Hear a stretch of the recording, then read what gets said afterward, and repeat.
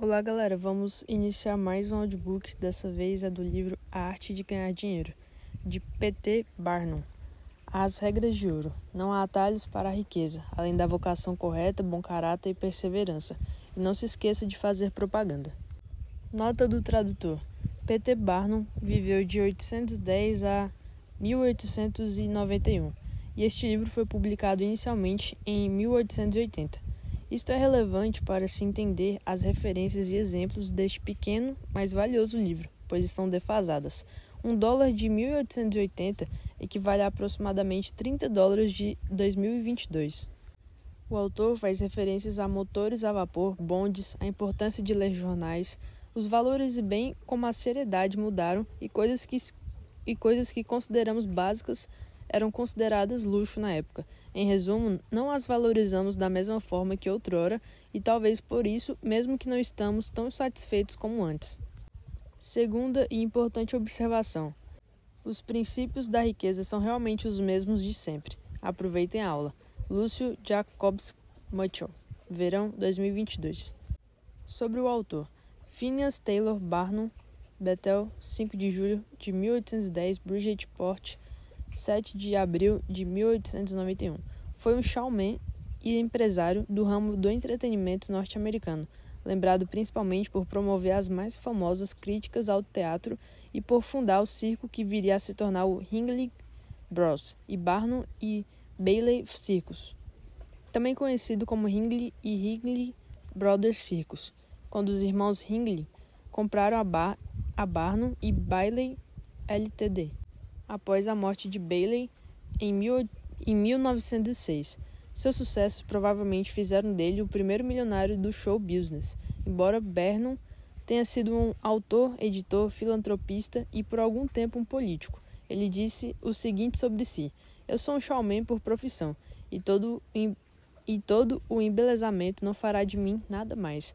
E seus objetivos pessoais eram colocar dinheiro no cofre.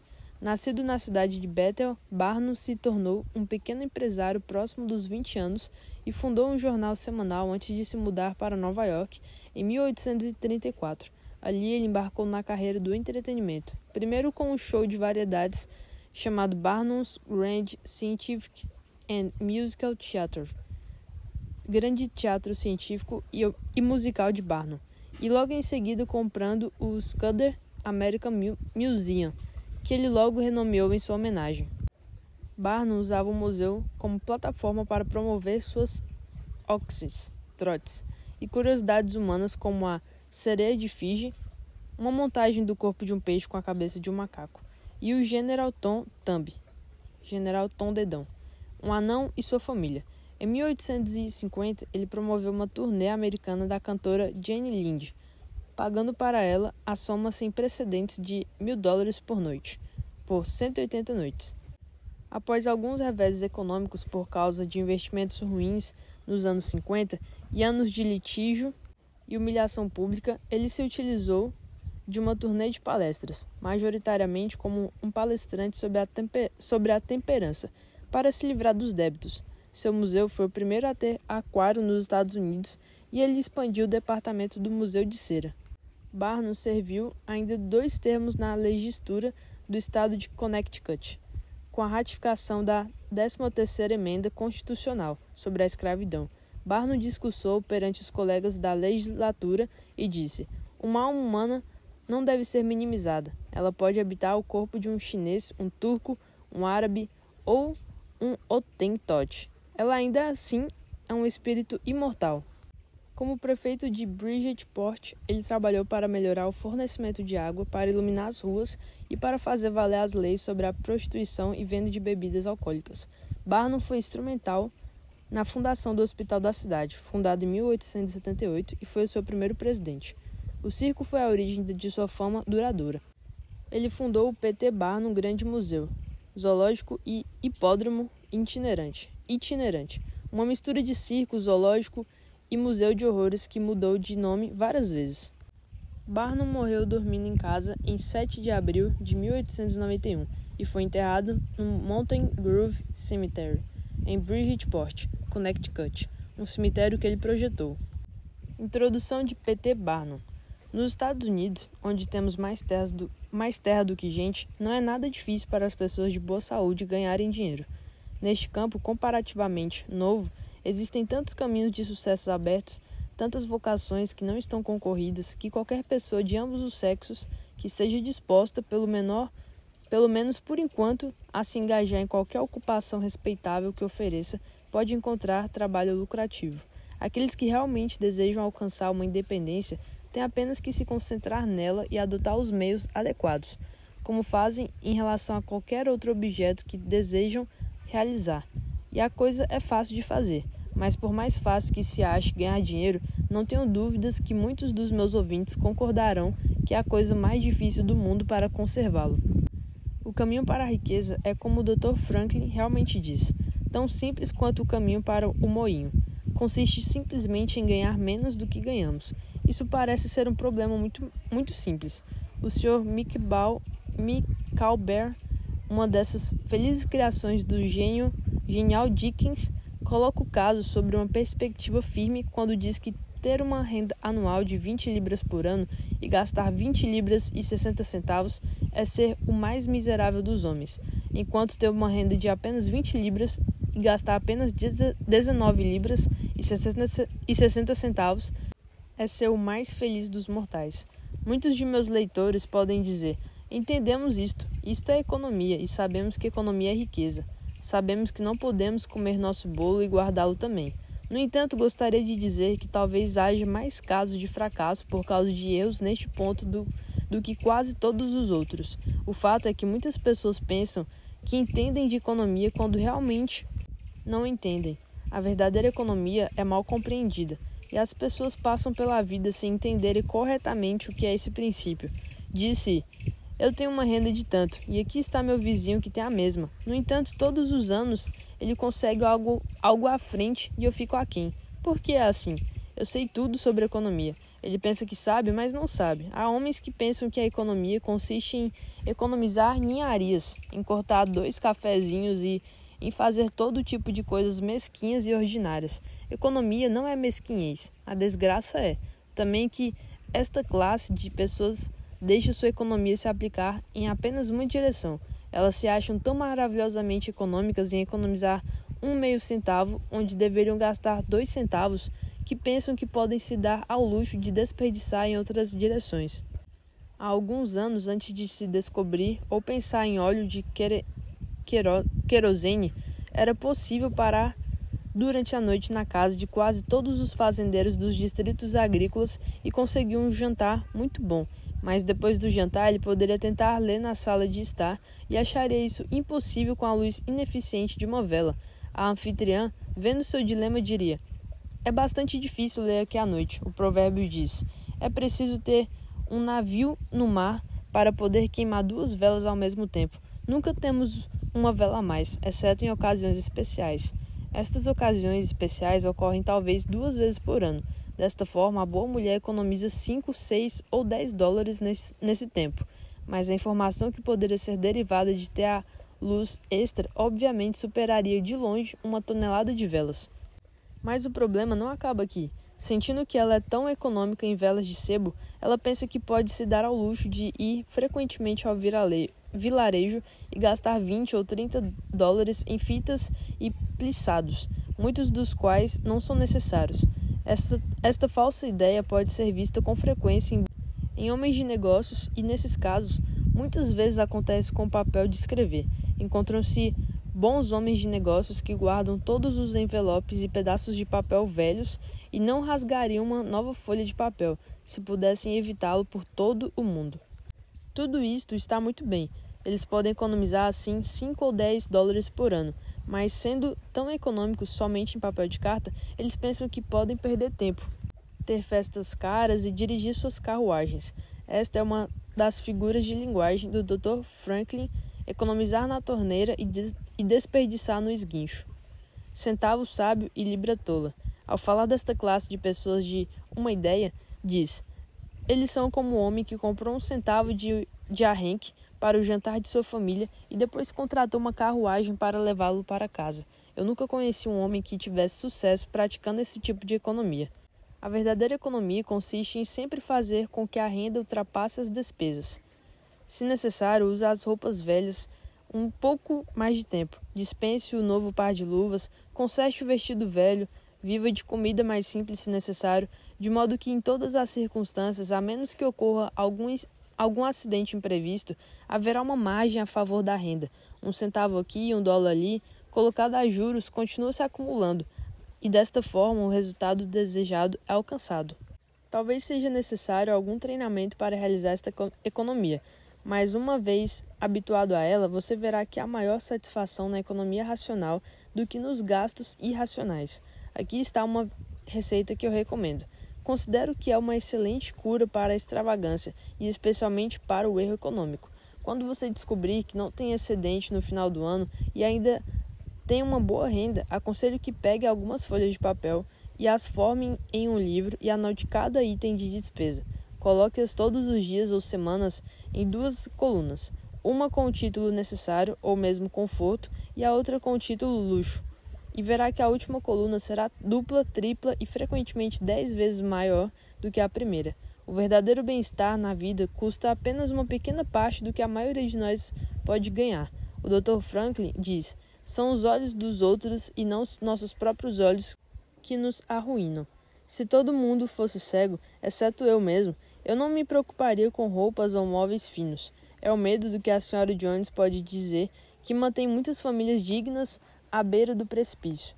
Na América, muitas pessoas gostam de repetir: somos todos livres e iguais, mas isso é um grande erro em mais de um sentido. Que nascemos livres e iguais é uma verdade gloriosa em um sentido, mas nem todos nascemos igualmente ricos e nunca o seremos. Pode-se dizer: há um homem que tem uma renda de $50 mil por ano, enquanto eu tenho apenas $1.000. Eu conheci esse homem quando ele era pobre como eu. Agora ele é rico e pensa que é melhor do que eu. Eu lhe mostrarei que sou tão bom quanto ele. Eu irei e comprarei um cavalo e uma charrete. Não, eu não posso fazer isso, mas alugarei um e cavalgarei esta tarde na mesma estrada que ele, e assim lhe provarei que sou tão bom quanto ele.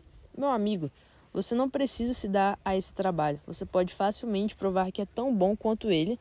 Você só tem que se comportar tão bem quanto ele. Você não pode fazer ninguém acreditar que você é tão rico quanto ele. Além disso, se você colocar esses ares e perder seu tempo e gastar seu dinheiro, sua pobre esposa será obrigada a passar aperto em casa e comprar seu chá em pequenas porções, e tudo mais proporcionalmente, para que você possa manter as aparências e afinal não enganar ninguém.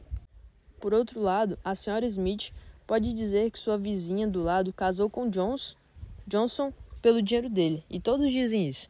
Ela tem um belo chalé de pelo de camelo de $1.000, e ela fará com que Smith lhe dê uma imitação, e se sentará em um banco ao lado da vizinha na igreja, a fim de provar que são iguais.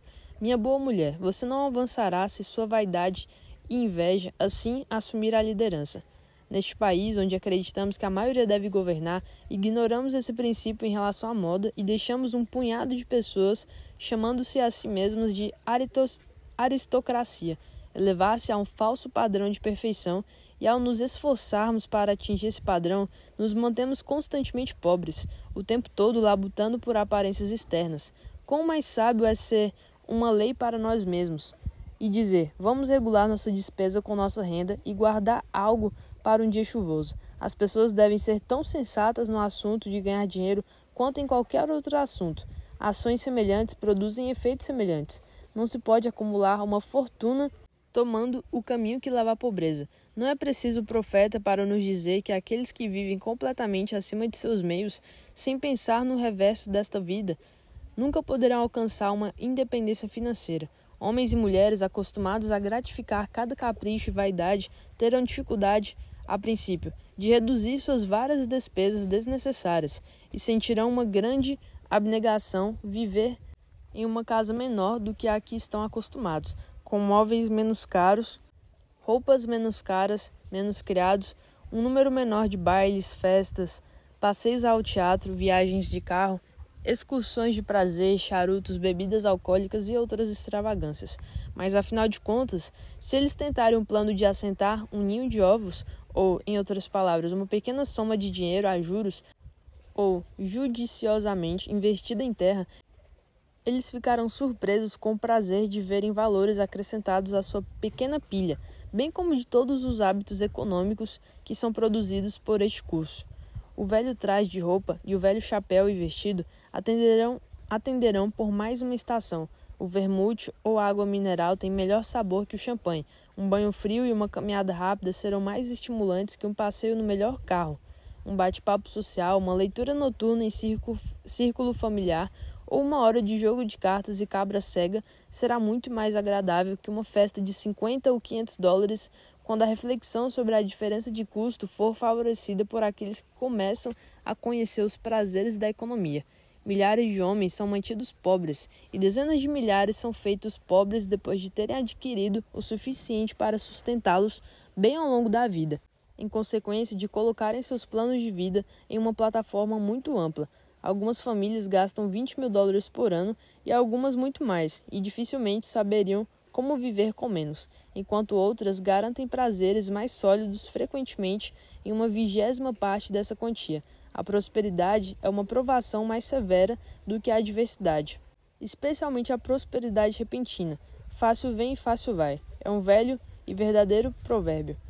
Um espírito de orgulho e vaidade, quando admitido, é o verme imortal que rói os próprios sinais vitais dos bens mundanos de um homem, sejam eles pequenos ou grandes, centenas ou milhões. Muitas pessoas, quando começam a prosperar, expandem imediatamente suas ideias e começam a gastar por luxos até que em pouco tempo suas despesas absorvem sua renda e ficam arruinadas em suas ridículas tentativas de manter as aparências e fazer sensação. Conheço um cavalheiro de sorte que diz que quando começasse a prosperar, sua esposa teria um novo e elegante sofá. Aquele sofá, diz ele, custou-me 30 mil dólares. Quando o sofá chegou à casa, achou-se necessário arranjar cadeiras para combinar, depois aparadores, tapetes e mesas para corresponder com eles, e assim por diante através de todo tipo de móveis. Quando finalmente se descobriu que a própria casa era muito pequena e antiquada para os móveis, e uma nova foi construída para corresponder às novas compras, assim, acrescentou meu amigo, somando um gasto de 30 mil dólares causado por aquele único sofá e a sobrecarga em mim na forma de criados, equipamento e as despesas necessárias para manter um belo estabelecimento. O desembolso anual de 11 mil dólares e uma dura verdade, pois há 10 anos vivíamos com muito mais conforto real, com muito menos cuidados. A verdade é que, continuou ele, aquele sofá teria me levado à falência inevitável, se não tivesse a prosperidade inexplicável me mantido acima dela, e se eu não tivesse controlado o desejo natural de exibir elegância. A base do sucesso na vida é a boa saúde. Esse é o substrato da fortuna.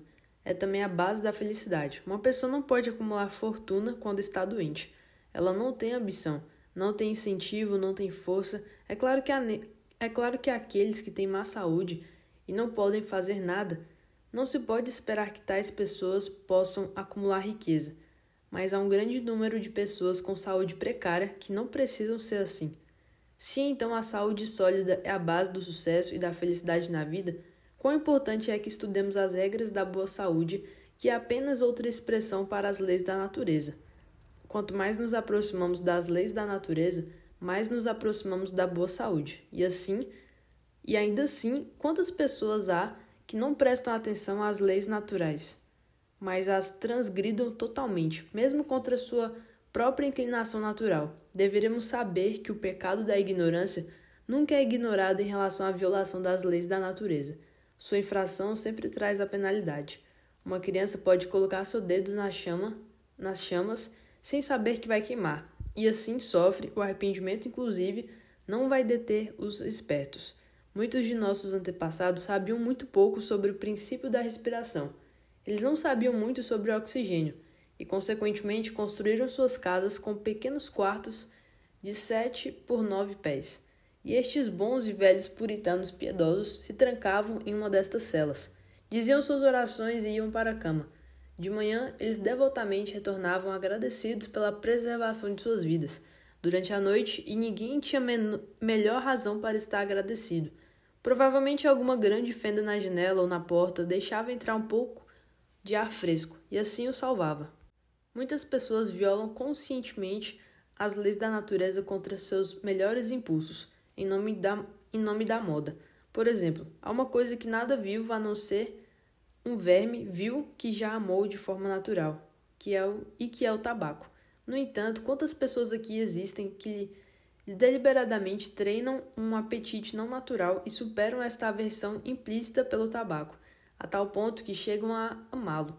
Eles se apoderaram de uma erva venenosa, imunda, ou melhor, que os apodera fortemente. Aqui estão homens casados que correm para cuspir tabaco no tapete e no chão, e às vezes até mesmo em cima de suas esposas. Eles não chutam suas esposas para fora das portas como homens bêbados, mas suas esposas, não tenho dúvida, muitas vezes desejariam que estivessem fora de casa.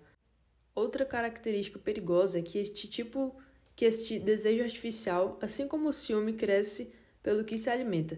Quando se ama o que não é natural, cria-se um apetite mais forte para o que é prejudicial do que o desejo natural pelo que é inofensivo. Há um velho provérbio que diz que o hábito é segundo a natureza, mas um hábito artificial é mais forte do que a natureza. Tomemos, por exemplo, um velho fumante. Seu amor pelo fumo é mais forte do que seu amor por qualquer tipo de alimento em particular. Ele pode desistir do rosbife mais facilmente do que do tabaco. Os jovens lamentam que não sejam homens. Gostariam de ir para a cama meninos e acordar homens. E para isso, copiam os maus hábitos dos mais velhos. O pequeno Tommy e Johnny veem seus pais ou tios fumarem um cachimbo e dizem: se eu pudesse fazer isso, eu também seria um homem. O tio John saiu e deixou seu cachimbo de tabaco. Vamos experimentar. Eles pegam um fósforo e o acendem e depois fumam. Vamos aprender a fumar. Você gosta, Johnny? Esse rapaz responde docilmente. Não muito, tem um gosto amargo. Mas ele fica pálido, persiste e logo oferece um sacrifício no altar da moda. Mas os meninos se agarram ao fumo e perseveram até finalmente conquistarem seus apetites naturais e se tornarem vítimas de gostos adquiridos. Falo por experiência, pois notei seus efeitos sobre mim mesmo, tendo chegado ao ponto de fumar 10 ou 15 charutos por dia, embora eu não tenha usado a erva daninha durante os últimos 14 anos, e nunca mais o farei. Quanto mais um homem fuma, mais ele deseja fumar. O último charuto fumado simplesmente excita o desejo por outro, e assim por diante, incessantemente. Veja quem masca tabaco. De manhã, quando se levanta, ele coloca um naco na boca e o mantém lá o dia todo, nunca a retirando, exceto para trocá-lo por um fresco, ou quando ele vai comer, sim, em intervalos, durante o dia e a noite. Muitos mascadores pegam um naco e o seguram na mão o tempo suficiente para tomar uma bebida, e depois o devolvem de novo à boca. Isto simplesmente prova que o apetite pela cachaça é ainda mais forte do que o pelo tabaco. Quando o mascador de tabaco vai à sua casa de campo e você lhe mostra seu pomar de frutas e as belezas de seu jardim, quando você lhe oferece frutas frescas e maduras e diz: meu amigo, tenho aqui as mais deliciosas maçãs, peras, pêssegos e damascos. Eu os importei da Espanha, França e Itália. Basta ver essas uvas deliciosas. Não há nada mais delicioso nem mais saudável do que frutas maduras, então sirva-se. Quero ver você se deliciar com essas coisas. Ele enrolará o querido naco de tabaco sob sua língua e responderá: não, eu lhe agradeço, eu tenho tabaco na boca. Seu paladar tornou-se narcotizado pela erva nociva e ele perdeu, em grande medida, o gosto delicado e invejável pelas frutas. Isto mostra em que hábitos caros, inúteis e injuriosos os homens se meteram. Eu falo por experiência própria. Eu fumei até tremer como uma folha de álamo. O sangue subiu à minha cabeça e tive palpitação do coração que eu pensava ser doença cardíaca, até que quase morri de susto. Quando consultei meu médico, ele me disse: pare de usar tabaco. Eu não só estava ferindo minha saúde e gastando muito dinheiro, mas estava dando um mau exemplo. Obedeci a seus conselhos. Nenhum jovem no mundo se acha mais bonito. É o que pensa, atrás de um charuto ou de um cachimbo caro. Estas observações se aplicam com 10 vezes mais força ao uso de bebidas intoxicantes. Para ganhar dinheiro é necessário um cérebro lúcido. Um homem tem que enxergar que 2 e 2 fazem 4. Ele tem que estabelecer todos os seus planos com ponderação e previdência, e examinar de perto todos os detalhes e os meandros dos negócios. Como nenhum homem pode ter sucesso nos negócios a menos que tenha um cérebro que lhe permita traçar seus planos e razão para guiá-lo em sua execução, então não importa quão generosamente um homem possa ser abençoado com inteligência. Se o cérebro estiver confuso e seu julgamento distorcido por bebidas embriagantes, é impossível para ele conduzir seus negócios com sucesso. Quantas boas oportunidades passaram para nunca mais voltar, enquanto o homem bebia um copo em sociedade com seu amigo. Quantas negociações tolas foram feitas sob a influência do álcool, que temporariamente faz sua vítima pensar que é rica. Quantas chances importantes foram adiadas para amanhã e depois para sempre, porque o copo de vinho jogou o sistema em um estado de lassidão, neutralizando as energias tão essenciais para o sucesso nos negócios. Verdadeiramente, o vinho é um zombador. O uso de bebidas intoxicantes é tão viciante quanto o fumo do ópio pelos chineses, e o primeiro é tão destrutivo para o sucesso do homem de negócios quanto o segundo. É um mal não mitigado, totalmente indefensável à luz da filosofia, da religião ou do bom senso. É o pai de quase todos os outros males em nosso país. Regras de ouro. Não confunda a sua vocação. O plano mais seguro, aquele mais garantido de sucesso para o jovem que começa na vida, é selecionar a vocação que seja mais condizente com seus gostos. Os pais e tutores são muitas vezes negligentes demais em relação a isso. É muito comum que um pai diga, por exemplo, eu tenho 5 meninos, farei de Billy um clérigo, John um advogado, Tom um médico e Dick um fazendeiro. Ele então vai à cidade e procura ver o que vai fazer com Sammy. Ele volta para casa e diz, Sammy, vejo que fazer relógios é um belo negócio, acho que vou fazer de você um ouribis. Ele faz isso, independentemente das inclinações naturais de Sam, ou do caráter inventivo de Sam. Todos nós nascemos, sem dúvida, para um objetivo sábio. Há tanta diversidade em nossos cérebros quanto em nossos semblantes. Alguns nascem mecânicos naturais, enquanto outros têm grande aversão a máquinas. Deixe uma dúzia de meninos de 10 anos se reunirem e logo você observará que 2 ou 3 estão desmanchando algum dispositivo engenhoso, trabalhando com fechaduras ou máquinas complicadas. Quando eles tinham apenas 5 anos de idade, seu pai não conseguia encontrar nenhum brinquedo que os agradasse mais que um quebra-cabeça. Eles são mecânicos naturais, mas os outros 8 ou 9 meninos têm aptidões diferentes. Eu pertenço a esta última classe.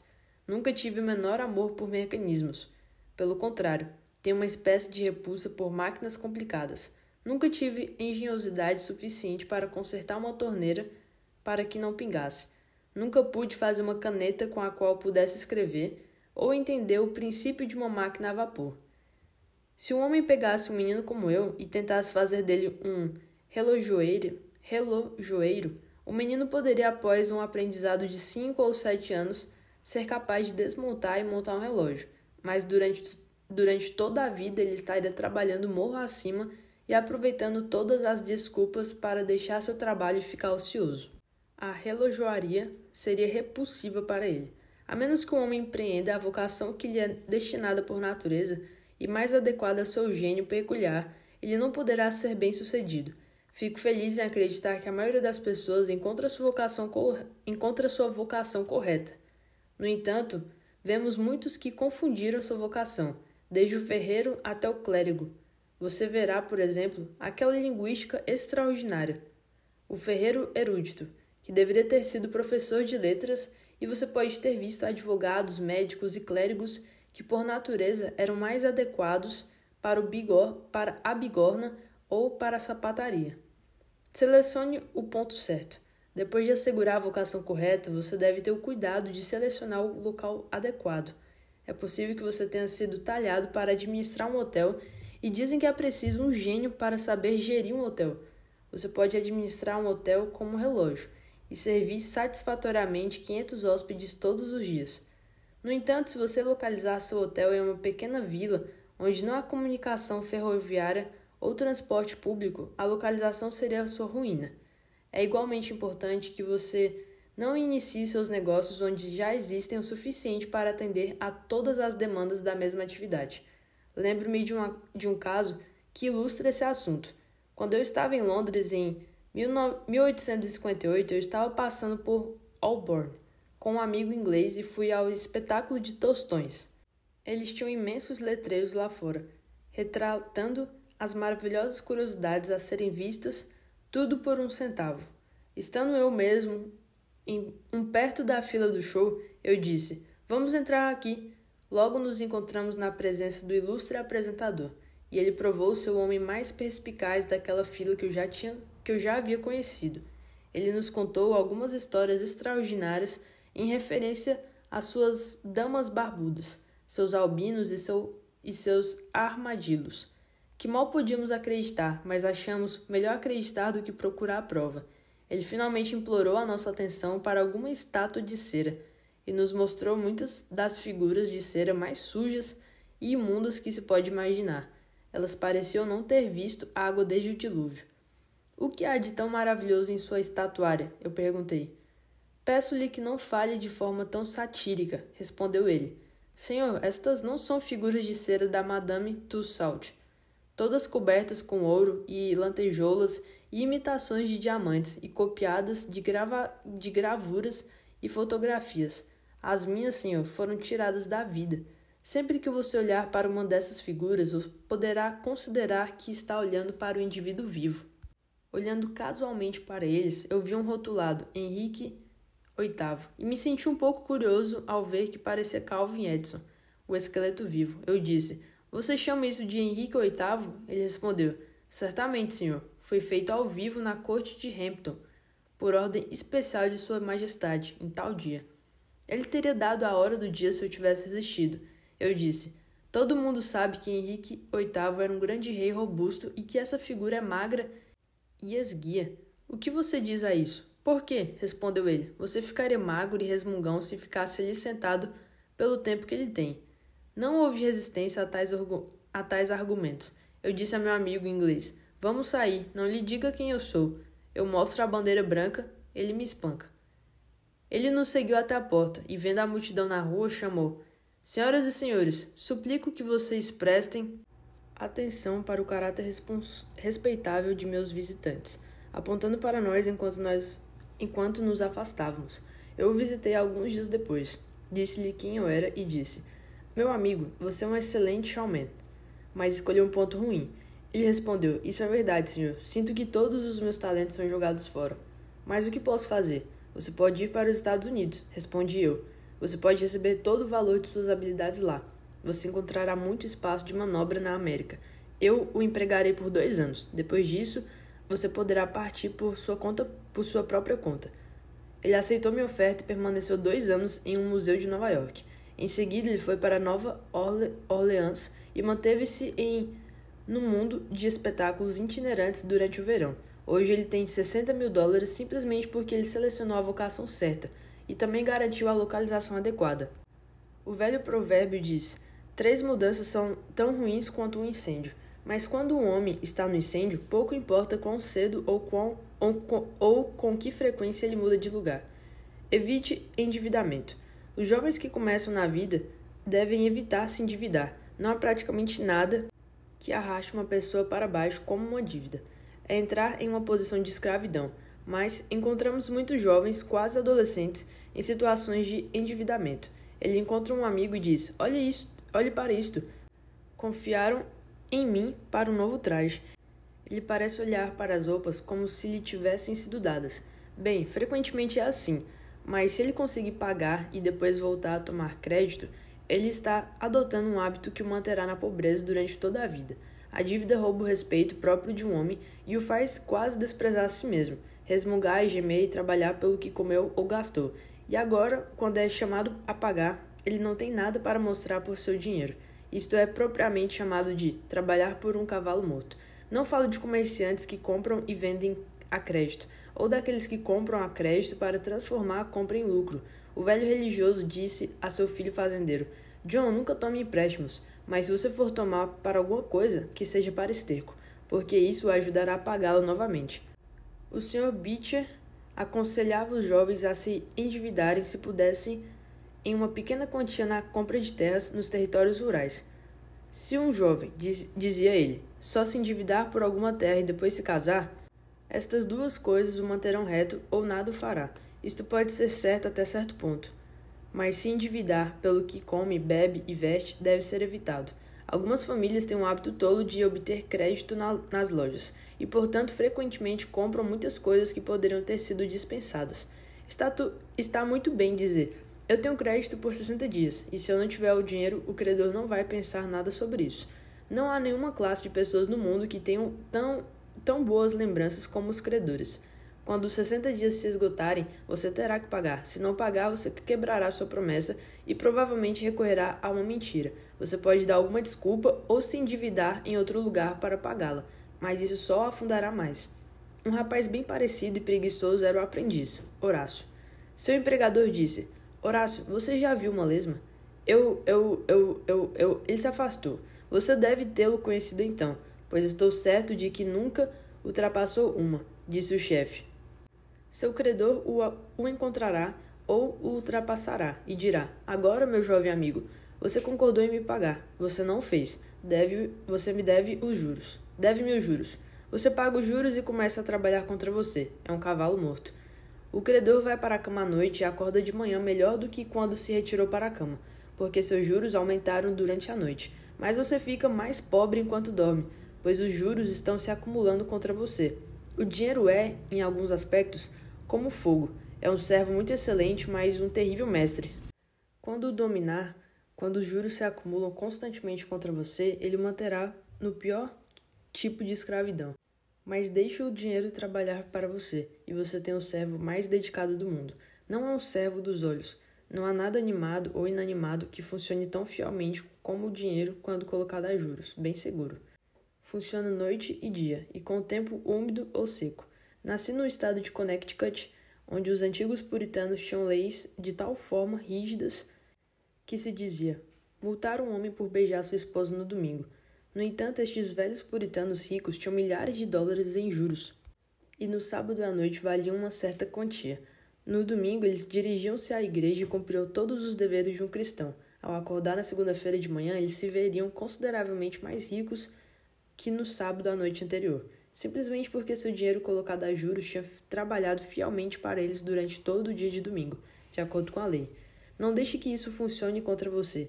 Se o fizer, não há nenhuma chance de sucesso na vida no que diz respeito ao dinheiro.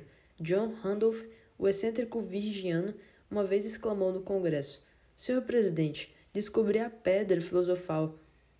Pague à vista. Isto está, de fato, mais próximo da pedra filosofal do que qualquer alquimista já chegou.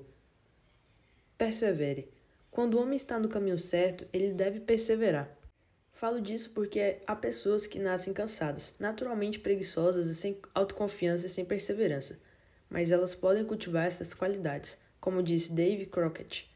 Lembrem-se disto, quando eu morrer. Tenho certeza de que vocês estão certos, então vão em frente.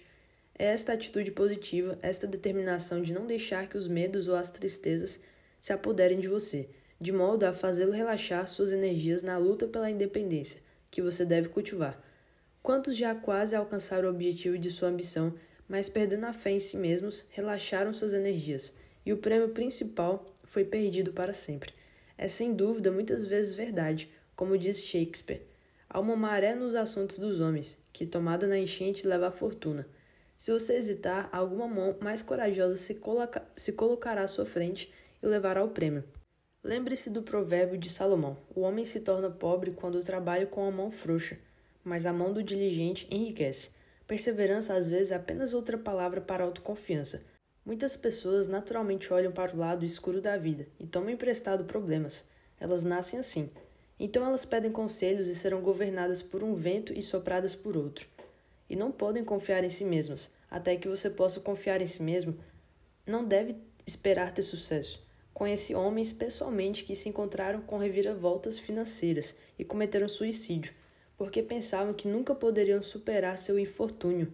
Mas conheci outros que encontraram dificuldades financeiras mais sérias e as superou com simples perseverança, ajudados por uma firme convicção de que estavam fazendo certo e que a providência venceria o mal com o bem. Você verá isto ilustrado em qualquer esfera da vida. Tomemos 2 generais. Ambos entendem táticas militares, ambos educados em West Point, se você preferir, ambos igualmente dotados. Contudo, um tendo este princípio de perseverança e o outro sem ele, o primeiro terá sucesso em sua profissão, enquanto o segundo fracassará. Pode-se ouvir o grito. O inimigo está chegando, e eles têm canhões. Tem canhões? Diz o hesitante general. Sim. Então detenham todos os homens. Um homem quer ter tempo para refletir. Sua hesitação é sua ruína. O inimigo passa sem ser molestado ou o sobrepuja. Enquanto, por outro lado, o general da coragem, perseverança e autoconfiança entra em batalha com vontade e, em meio ao choque de armas, ao estrondo do canhão, aos gritos dos feridos e aos gemidos dos moribundos, você verá este homem perseverando, continuando, cortando e rasgando seu caminho com determinação inabalável, inspirando seus soldados e atos de coragem, valor e triunfo. O que quer que fizer, faça-o com todas as suas forças. Trabalhe nisso, se necessário, cedo ou tarde, na estação e fora da estação, não deixando uma pedra por virar e nunca adiando por uma única hora o que pode ser feito bem agora. O velho provérbio está cheio de verdade e significado. Tudo o que vale a pena fazer bem. Muitos homens adquirem uma fortuna ao fazer seus negócios integralmente, enquanto seu vizinho permanece pobre para toda a vida, porque ele apenas o faz pela metade. Ambição, energia, indústria, perseverança são requisitos indispensáveis para o sucesso nos negócios.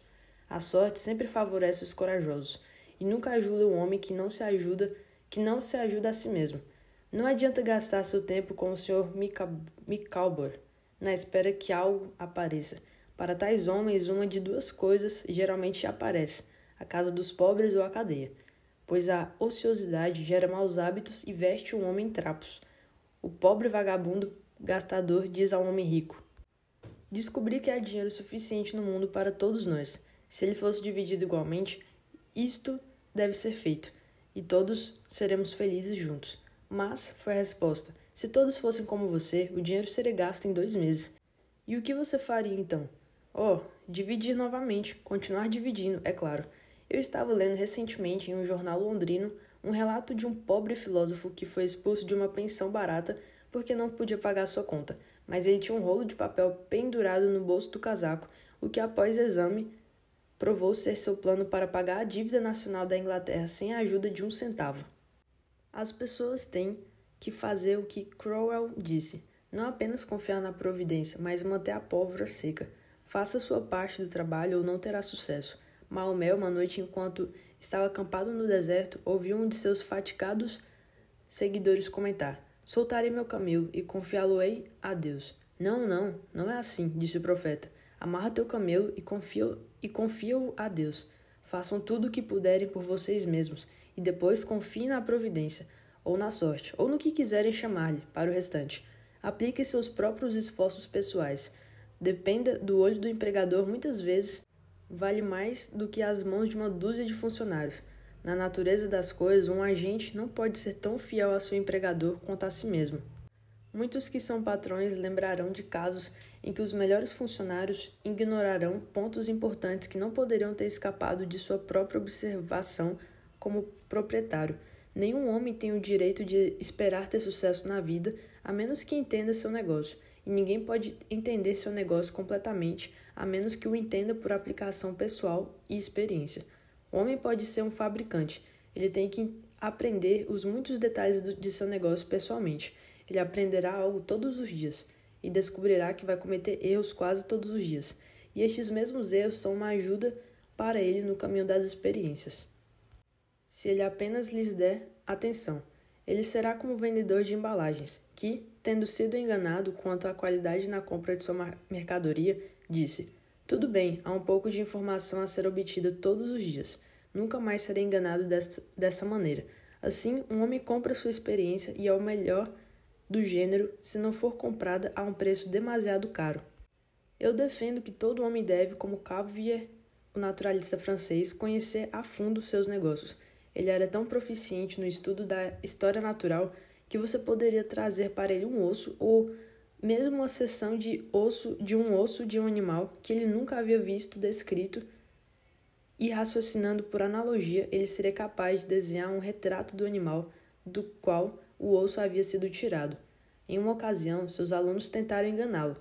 Eles enrolaram um de seus estudantes em uma pele de vaca e o colocaram sob a mesa do professor como um novo espécime. Quando o filósofo entrou na sala, alguns dos alunos lhe perguntaram que animal era. De repente, o animal disse: Eu sou o diabo e vou comê-lo. Era natural que Cuvier desejasse classificar esta criatura. E examinando-o atentamente, disse ele: casco dividido. Graminívoro, não é possível. Ele sabia que um animal com um casco dividido deve viver da grama e grãos, ou outro tipo de vegetação, e não estaria inclinado a comer carne, morta ou viva. Então, ele se considerava perfeitamente seguro. A posse de um conhecimento perfeito de seu negócio é uma necessidade absoluta para garantir o sucesso. Entre as máximas do velho Rothschild estava uma, todas elas aparentemente um paradoxo. Seja cauteloso e ousado. Isto parece ser uma contradição em termos, mas não é. E há uma grande sabedoria na máxima. É de fato uma afirmação condensada do que tenho dito. É o mesmo que dizer, você deve ser cauteloso ao estabelecer seus planos, mas ser ousado ao executá-los. Um homem que é todo cauteloso nunca se atreverá a tomar posse e ser bem-sucedido. E o homem que é todo ousado é meramente imprudente, deve finalmente falhar. O homem pode continuar operando e ganhar 50 ou 100 mil dólares em especulações em ações, em uma única operação. Mas se ele tem somente ousadia sem cautela, é mero acaso. O que ele ganha hoje, ele perderá amanhã. Você deve ter tanto a cautela quanto a ousadia, para garantir o sucesso. Os Rothschild têm outra máxima. Nunca tenha nada a ver com homem ou lugar azarado. Ou seja, nunca se relacione com um homem ou lugar que nunca tenha sucesso. Porque, embora o homem possa parecer honesto e inteligente, se ele tentar esta ou aquela coisa e sempre falhar, é por causa de alguma falha ou fraqueza que você pode não ser capaz de descobrir, mas que deve existir. Não existe tal coisa no mundo como a sorte. Nunca houve um homem que pudesse sair pela manhã e encontrar uma bolsa cheia de ouro na rua hoje, e outra amanhã, e assim por diante, dia após dia. Ele pode fazer isso uma vez na vida, mas no que diz respeito à mera sorte, ele é tão suscetível de perdê-la quanto de encontrá-la. Causas semelhantes produzem efeitos semelhantes. Se um homem adota os métodos adequados para ter sucesso, a sorte não o impedirá. Se ele não tiver sucesso, há razões para isso, embora talvez ele não consiga vê-las. Use as melhores ferramentas. Os homens, ao contratar funcionários, devem ter o cuidado de obter o melhor. Entenda, não se pode ter ferramentas boas demais para se trabalhar, e não há nenhuma ferramenta com a qual se deva ser tão particular como ferramentas vivas. Se você conseguir uma boa, é melhor mantê-la, do que continuar trocando. Ele aprende algo todos os dias, e você é beneficiado pela experiência que ele adquire. Ele vale mais para você este ano do que ano passado, e ele é o último homem de quem se pode separar, desde que seus hábitos sejam bons e ele continue fiel.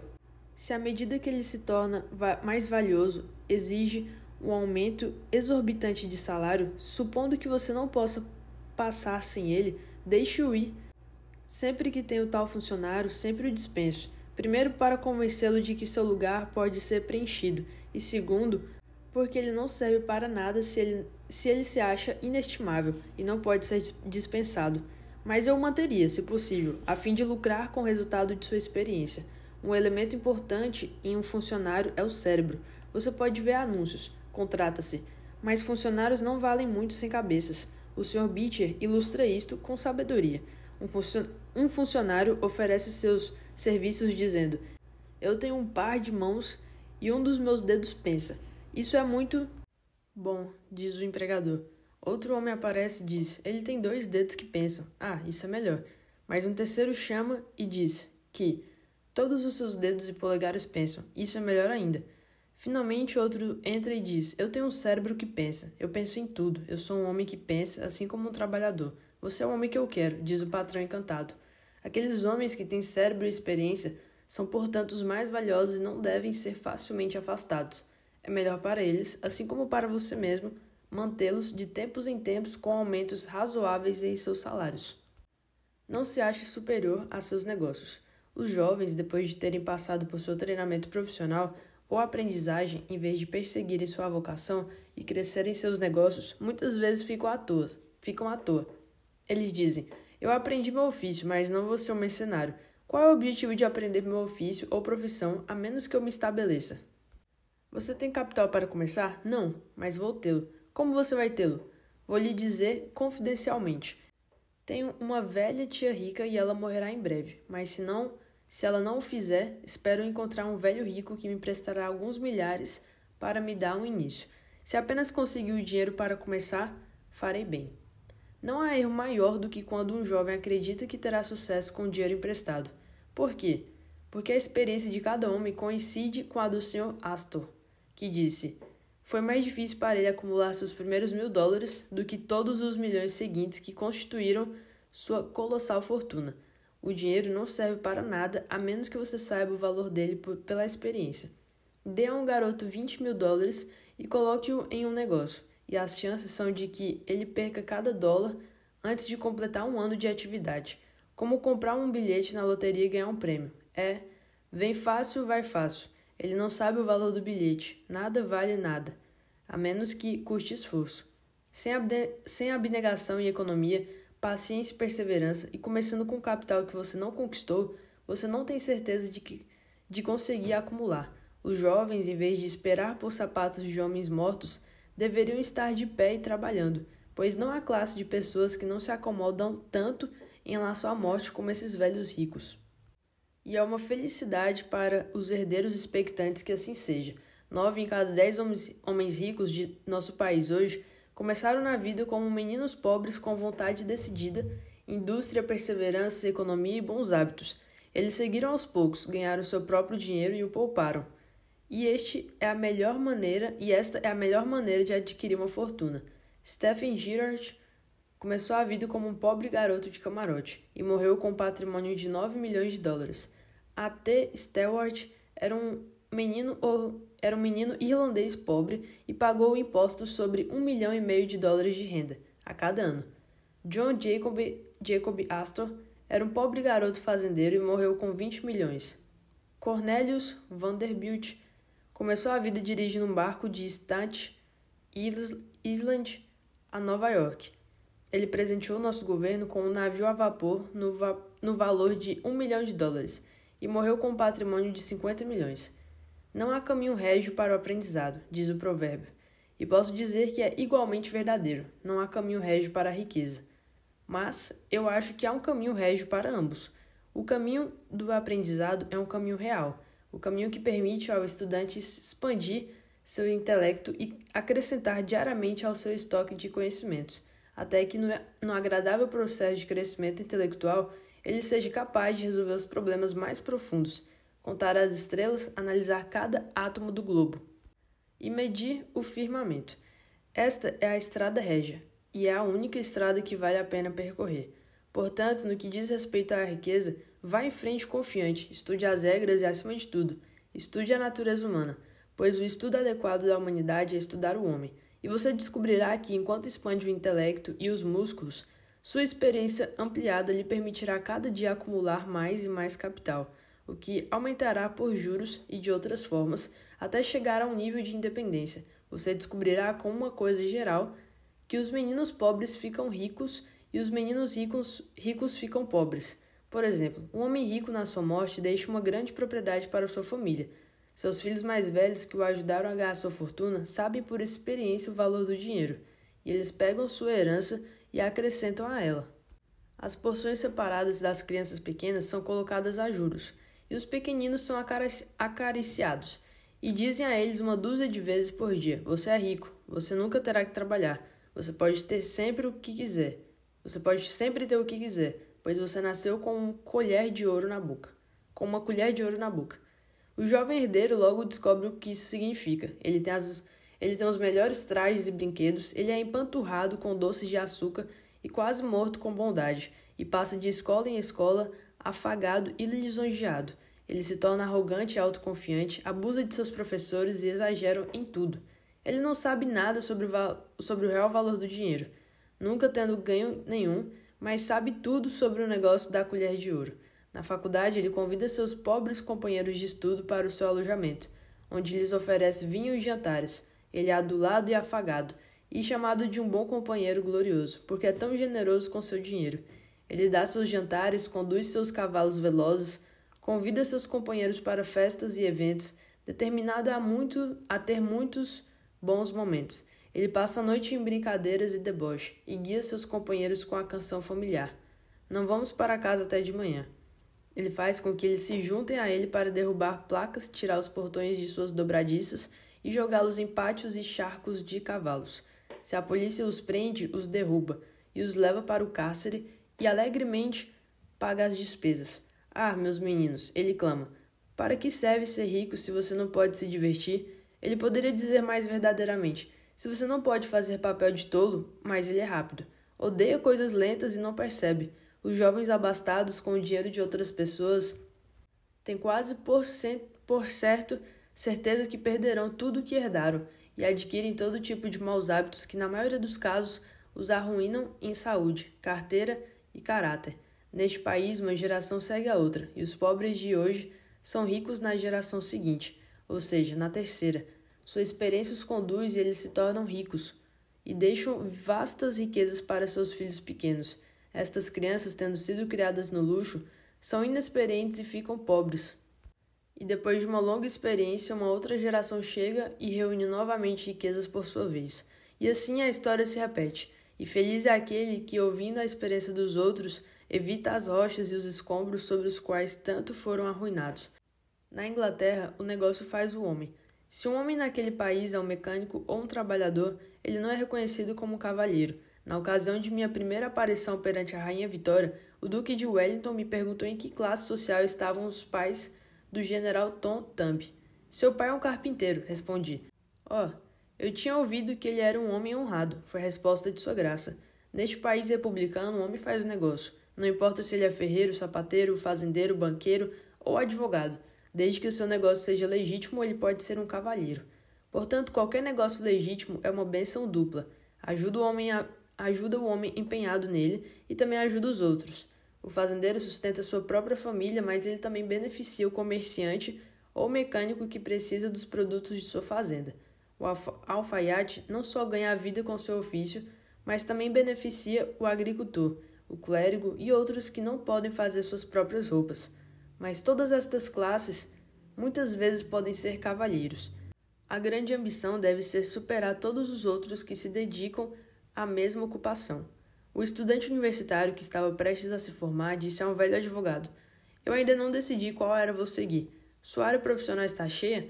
O porão está muito lotado, mas há muito espaço lá em cima. Foi a resposta espirituosa e verdadeira. Nenhuma profissão, ofício ou vocação está superlotada nos andares superiores.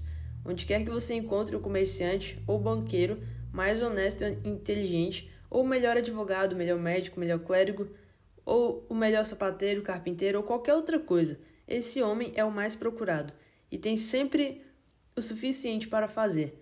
Como nação, os americanos são muito superficiais e eles estão se esforçando para enriquecer rapidamente e geralmente não fazem seus negócios tão profundo e completamente como deveriam. Mas quem quer que exceda em sua atividade, se seus hábitos são bons e sua integridade inquestionável, não pode deixar de assegurar uma clientela abundante e a riqueza que naturalmente segue. Que o seu lema, então, seja sempre excelência, pois ao cumpri-lo não haverá como falhar. Aprenda algo útil. Cada homem deve fazer com que seu filho ou sua filha aprenda algum ofício ou profissão útil, para que nestes dias de mudança de fortuna, de ser rico hoje e pobre amanhã, eles possam ter algo tangível sobre o qual se apoiar. Esta disposição pode salvar muitas pessoas da miséria, que por alguma virada inesperada da fortuna perderam todos os seus meios. Deixe a esperança preponderar, mas não seja excessivamente confiante. Muitas pessoas são sempre mantidas pobres porque são muito visionárias. Cada projeto lhes parece um certo sucesso, e por isso continuam mudando de uma atividade para outra, sempre em água quente, sempre labutando. A estratégia de contar as galinhas antes dos ovos chocarem é um erro antigo, mas não parece melhorar por idade. Não dilua seus esforços. Envolva-se em apenas um tipo de negócio e mantenha-se fiel a ele até que tenha sucesso, ou até que sua experiência demonstre que você deve abandoná-lo. Um martelar constante em um prego geralmente o levará finalmente para dentro, para que possa funcionar. Quando a atenção indivisível de um homem está centrada em um objetivo, sua mente estará constantemente sugerindo melhorias de valor, o que lhes escaparia se seu cérebro estivesse ocupado por uma dúzia de assuntos diferentes ao mesmo tempo. Muitas fortunas escaparam pelos dedos de um homem porque ele estava ocupado com demasiados negócios ao mesmo tempo. Há um bom senso na velha advertência contra ter muitos ferros no fogo ao mesmo tempo. Seja sistemático. É necessário que os homens sejam sistemáticos em seus negócios. Uma pessoa que faz negócios por regra, tendo tempo e lugar para tudo, fazendo seu trabalho com prontidão, realizará 2 vezes mais e com metade do esforço de quem o faz de forma descuidada e negligente. Ao introduzir sistema em todas as suas transações, fazendo uma coisa de cada vez, sempre cumprindo os compromissos com pontualidade, você encontrará tempo para passatempo e recreação, enquanto que o homem que apenas faz uma coisa pela metade e depois se volta para outra e a faz pela metade, terá seus negócios em pontas soltas e nunca saberá quando seu dia de trabalho estará terminado. Por isso, nunca será feito. É claro que há um limite para todas estas regras. Devemos tentar manter o equilíbrio, porque também é possível ser demasiadamente sistemático. Há homens e mulheres, por exemplo, que guardam as coisas com tanto cuidado que nunca mais podem encontrá-las novamente. É muito parecido com a formalidade da burocracia em Washington e o gabinete de circunlocução do Sr. Dickens. Tudo teoria e nenhum resultado. Quando Astor House foi inaugurado em Nova York, sem dúvida era o melhor hotel do país. Os proprietários tinham aprendido muito na Europa com relação a hotéis e estavam orgulhosos do sistema rígido que permeava todos os departamentos de seu grande estabelecimento. Quando às 12 horas da noite chegava e havia vários hóspedes por perto, um dos proprietários dizia: "Toque aquele sino, John." E em 2 minutos, 60 criados com um balde de água em cada mão se apresentavam no salão. "Isto", disse o proprietário, dirigindo-se aos seus convidados, "é o nosso sino de incêndio.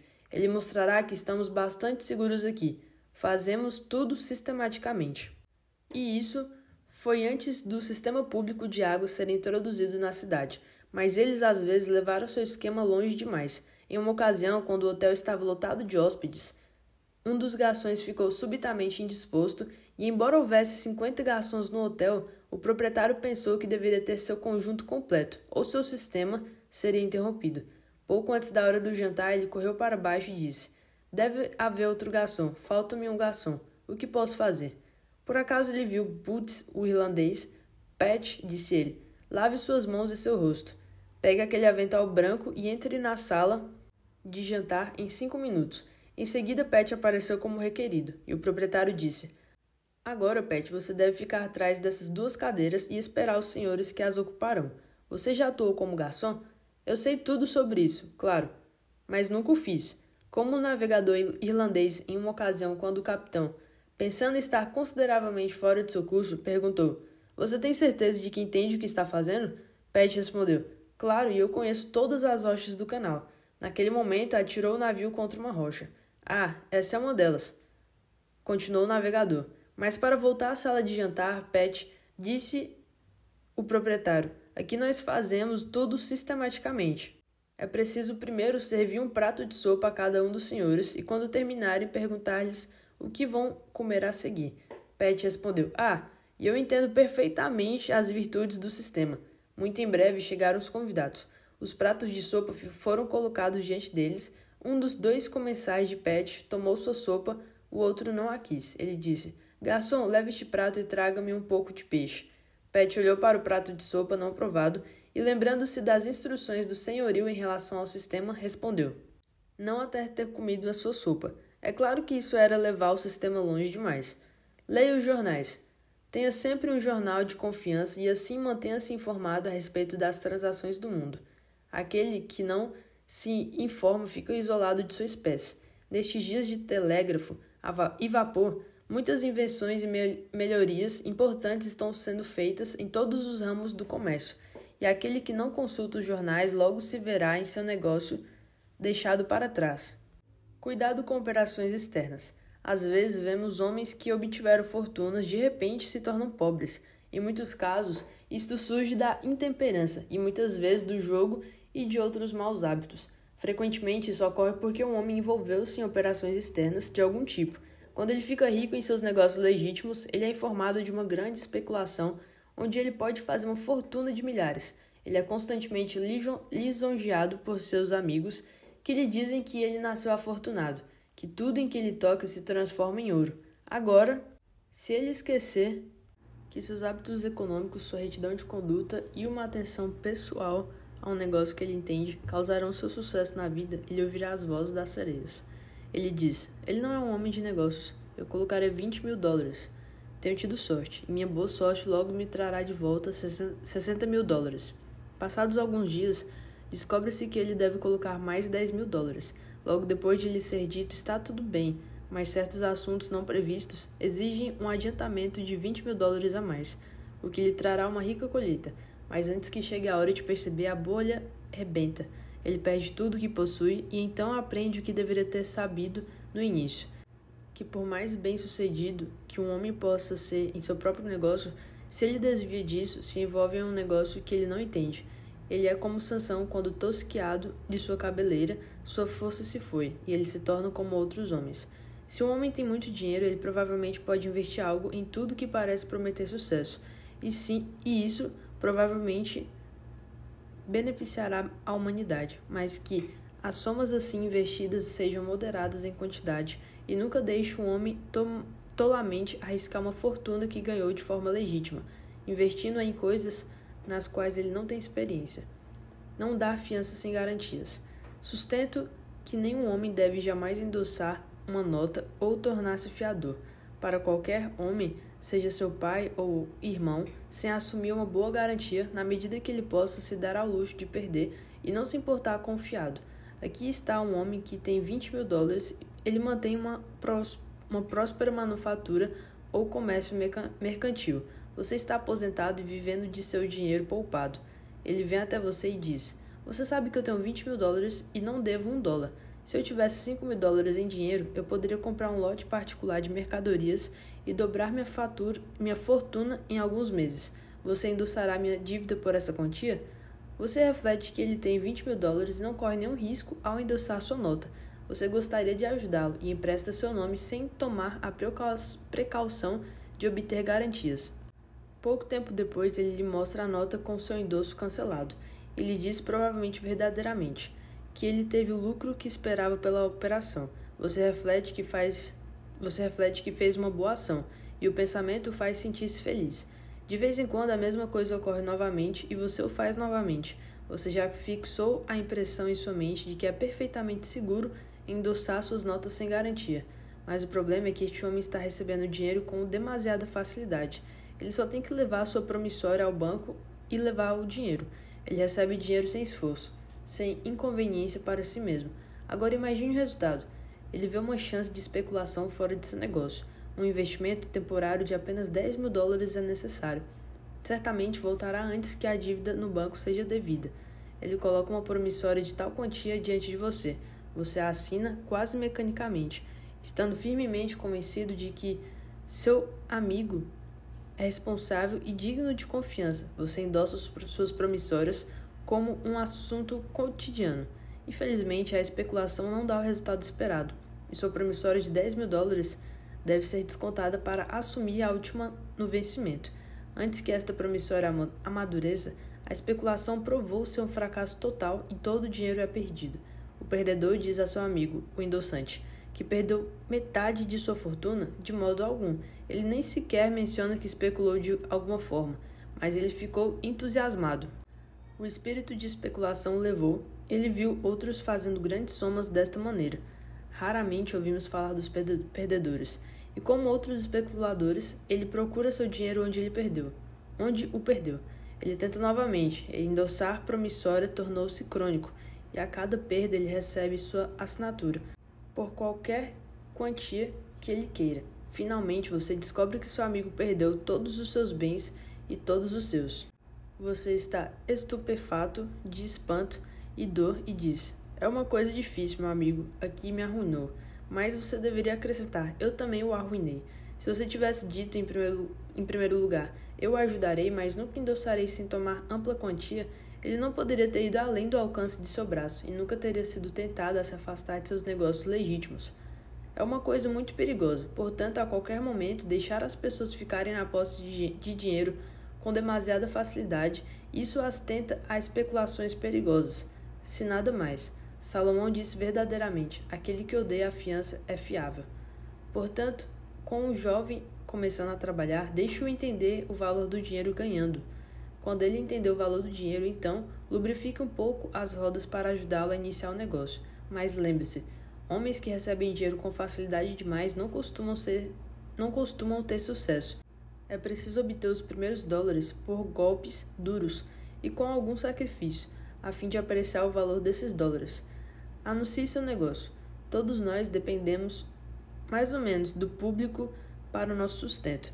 Todos nós negociamos com os advogados, médicos, sapateiros, artistas, ferreiros, desenhistas, artistas de ópera, presidentes de ferrovias e professores universitários. Aqueles que lidam com o público devem ter cuidado para que seus bens sejam valiosos, que sejam genuínos e que deem satisfação. Quando você receber um artigo que você sabe que vai agradar seus clientes e que, quando eles o tiverem experimentado, sentirão que tem o valor de seu dinheiro, então que saibam que você o tem.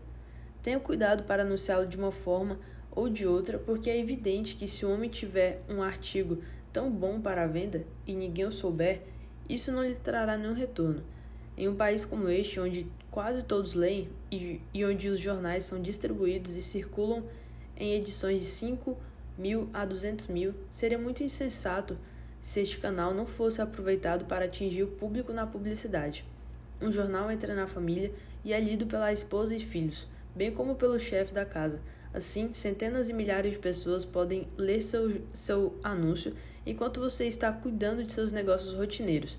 Muitos talvez o leiam enquanto você está dormindo. Toda a filosofia de vida é primeiro semear, depois colher. É assim que o fazendeiro faz: planta suas batatas e seu milho, semeia seus grãos e depois faz outra coisa, e chega um momento em que colhe, mas ele nunca colhe primeiro e depois semeia. Este princípio se aplica a todo tipo de negócio. Se um homem tem um artigo genuíno, não há como ele colher mais vantajosamente do que semear para o público desta maneira. Este deve, é claro, ter um artigo realmente bom e que agrade a seus clientes. Qualquer coisa falsa não terá sucesso permanente porque o público é mais sábio do que muitos imaginam. Homens e mulheres são egoístas e todos nós preferimos comprar onde podemos obter o máximo de nosso dinheiro e tentamos descobrir onde podemos fazê-lo com mais certeza. Você pode anunciar um artigo espúrio e induzir muitas pessoas a visitá-lo e comprá-lo uma vez, mas elas o denunciarão como impostor e vigarista, e seu negócio vai gradualmente desaparecer e deixá-lo pobre. Isto é certo, poucas pessoas podem confiar com segurança nos costumes do acaso. Todos precisam ter seus clientes de volta e comprar novamente. Um homem me disse: eu tentei fazer propaganda e não tive sucesso. No entanto, tenho um bom artigo. Eu respondi: meu amigo, pode haver exceções a uma regra geral, mas como você faz propaganda? Coloquei-a no jornal semanal 3 vezes e paguei $1,50 por ele. Eu respondi: senhor, anunciar é como aprender. Apenas um pouco é uma coisa perigosa. Um escritor francês diz que o leitor de um jornal não vê a primeira menção de um anúncio comum, a segunda inserção, mas não lê. A terceira inserção, ele lê. A quarta inserção, ele olha para o preço. A quinta inserção, ele fala disso para sua esposa. A sexta inserção, ele está pronto para comprar. E a sétima inserção, ele compra. Seu objetivo na publicidade é fazer o público entender o que você tem para vender. E se você não tem a coragem de manter a publicidade até que você tenha dado essa informação, todo o dinheiro que você gastou é perdido. Você é como o sujeito que disse ao cavaleiro que, se ele lhe desse 10 centavos, isso lhe pouparia $1. Como posso ajudá-lo tanto com uma soma tão pequena? Perguntou o cavalheiro, surpreendido. Comecei esta manhã, soluça o sujeito, com toda a determinação de ficar bêbado, e gastei meu único $1 para realizar o objetivo, e não foi bem assim. 10 centavos de uísque a mais bastaria, e desta forma eu deveria economizar o $1 já gasto. Portanto, um homem que faz propaganda deve mantê-la até que o público saiba quem e o que ele é, e o que é seu negócio, ou então o dinheiro investido em propaganda é perdido. Alguns homens têm um gênio peculiar para escrever um anúncio marcante, um que prenderá a atenção do leitor à primeira vista. Este fato, é claro, dá ao anunciante uma grande vantagem. Às vezes, um homem se torna popular por uma única sinalização ou uma curiosa exibição em sua vitrine. Recentemente, observei uma inscrição que se estendia pela calçada em frente a uma loja, na qual estava a inscrição em letras simples: não leia o outro lado. É claro que li, assim como todos os outros, e aprendi que o homem tinha feito todo o caminho primeiro, atraindo o público para sua empresa dessa maneira, e depois os tornando seus clientes. Geninho, o chapeleiro, comprou o primeiro bilhete da Jenny Lind, em leilão por $225, porque ele sabia que seria um bom anúncio para ele. Quem é o arrematador? Disse o leiloeiro, ao vender o bilhete no Castle Garden. Genin, o chapeleiro, foi a resposta. Aqui estavam milhares de pessoas da Quinta Avenida e de cidades distantes nas posições mais altas da sociedade. Quem é Genin, o chapeleiro? Exclamaram eles. Eles nunca tinham ouvido falar dele antes. Na manhã seguinte, os jornais e o telégrafo haviam divulgado os fatos do Maine ao Texas, e de 5 a 10 milhões de pessoas haviam lido que os ingressos vendidos em leilão para o primeiro concerto de Jane Lind totalizavam cerca de $20 mil e que um único ingresso foi vendido a $225 para Genin, o chapeleiro. Homens de todo o país tiraram involuntariamente seus chapéus para ver se tinham um chapéu Genin na cabeça. Em uma cidade de Iowa, descobriu-se que na multidão ao redor do correio havia um homem que tinha um chapéu Genin, e ele o mostrou em triunfo. Embora estivesse gasto e não valesse 2 centavos, uau! Exclamou o homem. Você tem um verdadeiro chapéu Genin. Que sortudo você é! Outro disse, agarre-se a esse chapéu, e ele será uma herança valiosa em sua família. Ainda outro homem na multidão que parecia invejar o possuidor desta fortuna disse, venha, dê-nos a todos uma chance, coloque-o em leilão.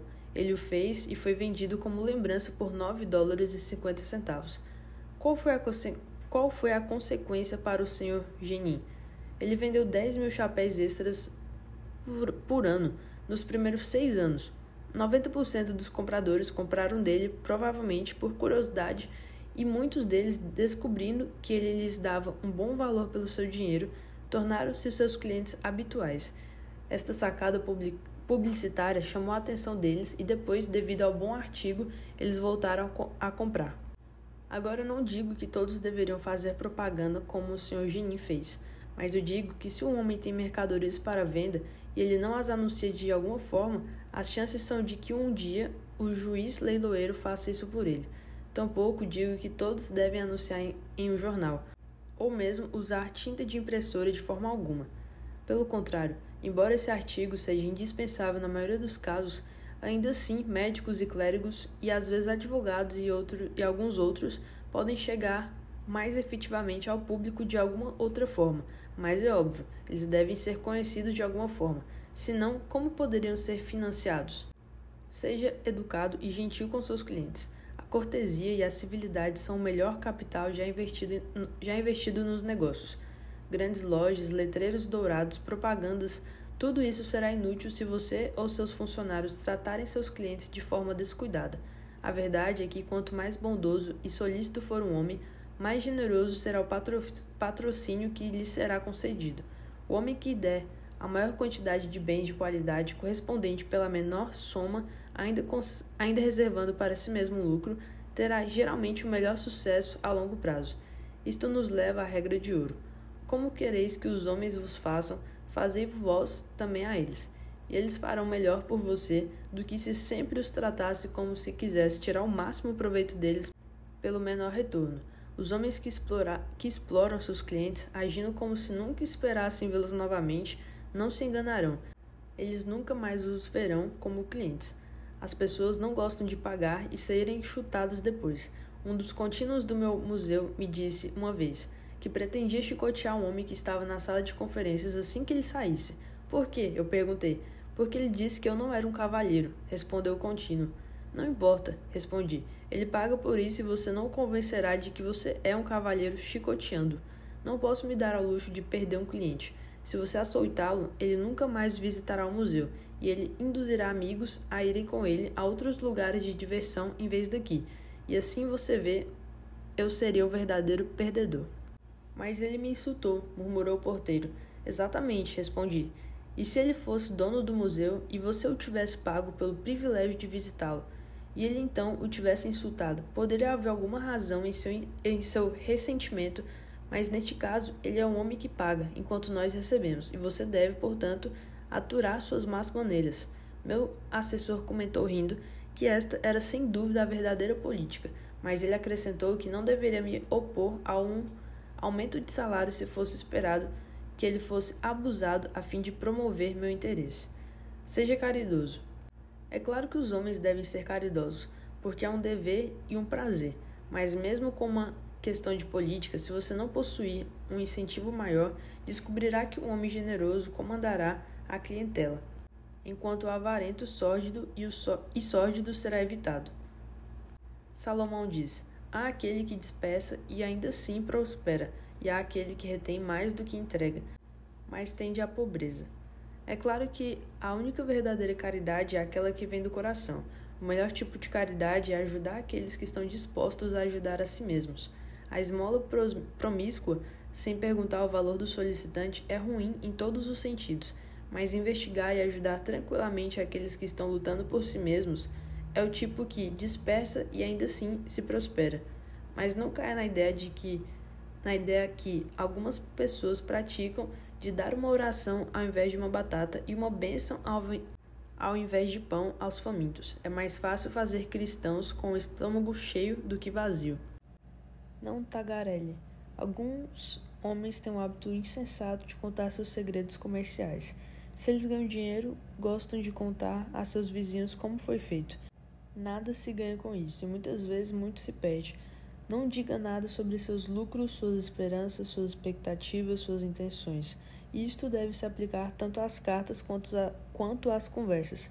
Goethe faz com que Mefistófeles diga: nunca escreva uma carta nem destrua uma.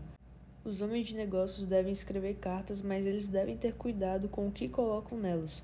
Se você estiver perdendo dinheiro, seja especialmente cauteloso e não fale sobre isso, ou perderá sua reputação. Mantenha sua integridade. É mais preciosa do que diamantes ou rubis.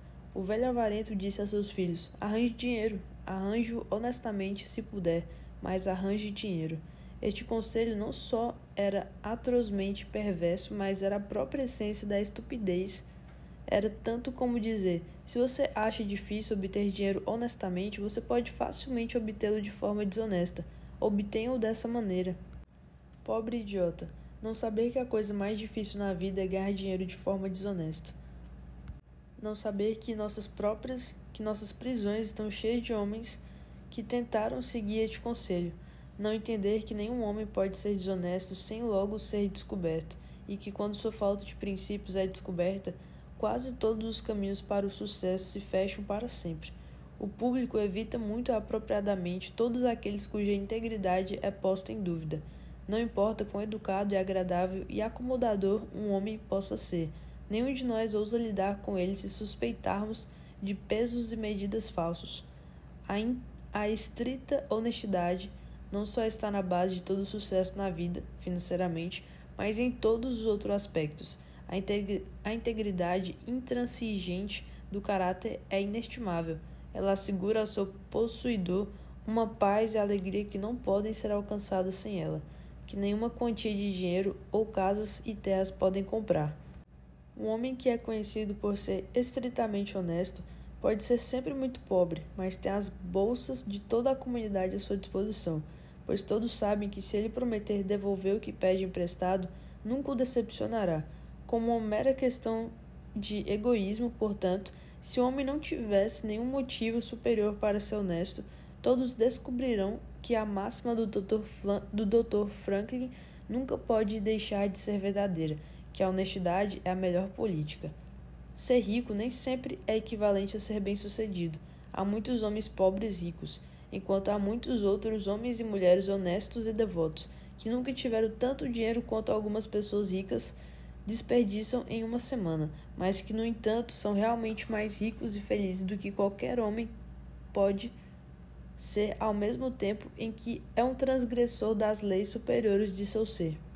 O amor desmedido pelo dinheiro, sem dúvida, pode ser e é a raiz de todo o mal, mas o dinheiro em si, quando usado corretamente, não é apenas uma coisa útil para se ter em casa, mas proporciona a gratificação de abençoar a nossa raça ao permitir que seu possuidor amplie o escopo da felicidade e da influência humana. O desejo de riqueza é quase universal, e ninguém pode dizer que não é louvável, desde que o possuidor aceite suas responsabilidades e o use como amigo da humanidade. A história da obtenção de dinheiro, que é o comércio, é uma história de civilização, e onde quer que o comércio tenha florescido, também ali a arte e a ciência produziram os frutos mais nobres. De fato, como coisa geral, os que ganham dinheiro são os benfeitores de nossa raça. A eles, em grande medida, estamos gratos por nossas instituições de aprendizagem e de arte, nossas academias, colégios e igrejas. Não é argumento contra o desejo ou a posse de riqueza dizer que às vezes há miseráveis que acumulam dinheiro apenas para acumular e que não têm maior aspiração do que agarrar tudo que está ao seu alcance. Como às vezes temos hipócritas na religião e demagogos na política, ocasionalmente há avarentos entre os que acumulam dinheiro. Estes, no entanto, são apenas exceções à regra geral, mas quando neste país encontramos tal incômodo e obstáculo como um avarento, lembramos com gratidão que na América não temos leis de primogenitura e que no devido tempo da natureza chegará o momento em que o pó acumulado será espalhado em benefício da humanidade. A todos os homens e mulheres, portanto, digo conscientemente, façam dinheiro honestamente, e não de outra forma, pois Shakespeare disse verdadeiramente, aquele que falta dinheiro, meios e conteúdo está sem 3 bons amigos. Fim. Galera, esse foi mais um audiobook, espero que vocês tenham gostado, ele foi um pouco curto, mas foi muito bom. Se inscreva no meu canal, @juliaparra, e me segue lá no Instagram também, que eu tô sempre postando novos audiobooks disponibilizados no Spotify e YouTube. Tamo junto e até a próxima.